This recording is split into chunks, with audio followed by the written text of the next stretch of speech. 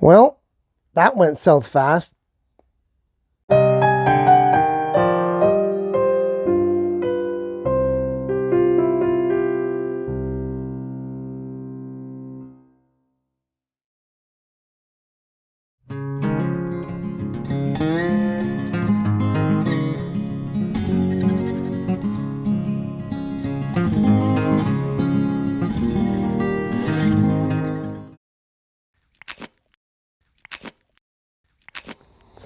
So, as you can see behind me, the great indoor pea experiment has come to an abrupt end.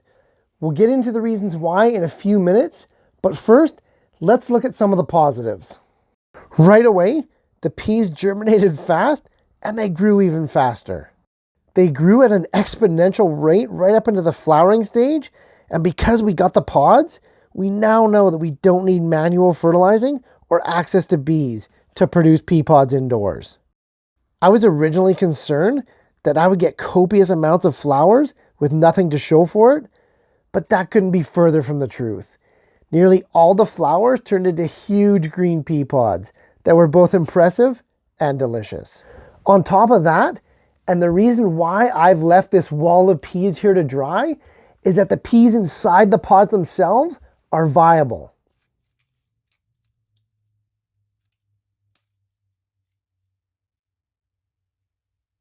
That is, I'm able to harvest the pea seeds from these leftover pods for the next generation of sugar snap peas.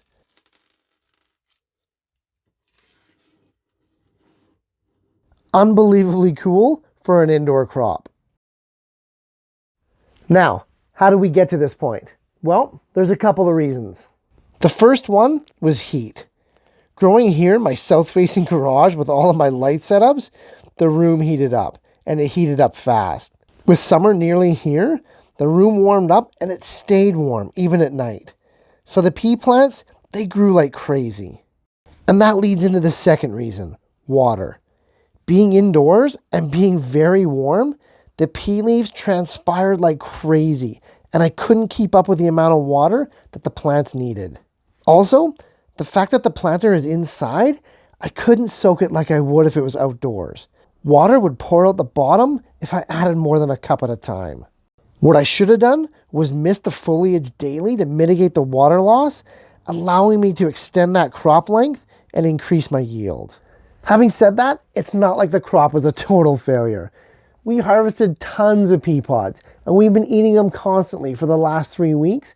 And not only that, I've got hundreds of new peas here that I can plant and use for future generations.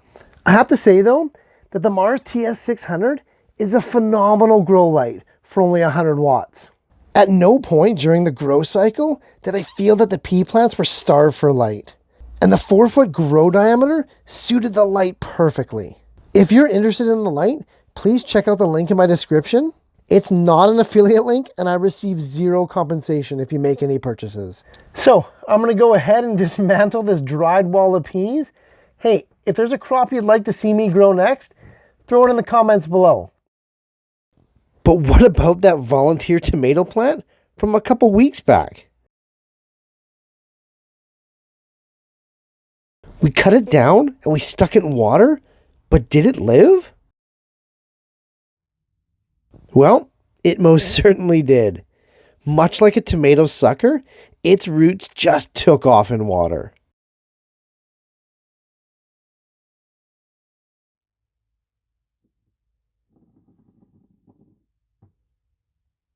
This season is still young enough, and my garden always has space for one more heirloom Brandywine.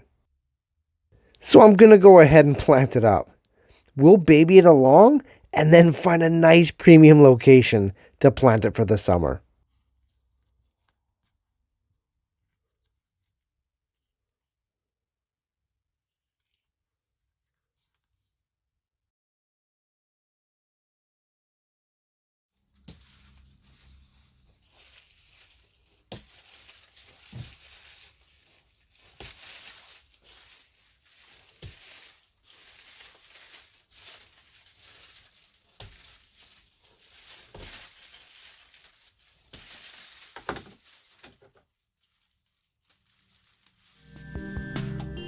Hey, Thanks for watching, guys. If you're getting value in this and the other series that I'm doing on YouTube, hit those like, share, and subscribe buttons if you'd be so kind, and I'll see you in the next video.